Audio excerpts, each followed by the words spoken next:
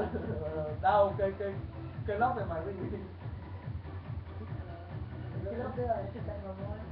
Còn lần anh dính vào virus nặng nhất là hiện cả mặt cái bài giết computer bị attack.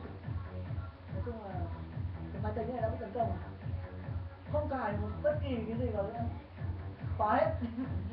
Nếu nào khóa nó đi được. Đơn này là kiểu hack này là nó hack được cả bàn phím ảo rồi. Từ ngày xưa em chuyển trò nó hack cả bàn phím ảo về đúng không? Lưu cái sao lát chuột này. Cái thắt chuột thì nó ra lưu mà cũng bảo bởi vì mình di chuyển vào đâu đâu biết đâu. Trừ khi mình để full màn hình thì nó ra áng chừng ngược lại. Mà tưởng là mình để full mình nó không biết mình để cấu hình mắc cái độ phân giải bao nhiêu thì nó cũng không biết được vị trí như thế nào bao nhiêu. Nhưng em nhớ Cúc có chú là bị mà kiểu chơi ngoài hàng ấy. Nó kiểu để chung với những cái số đông thôi.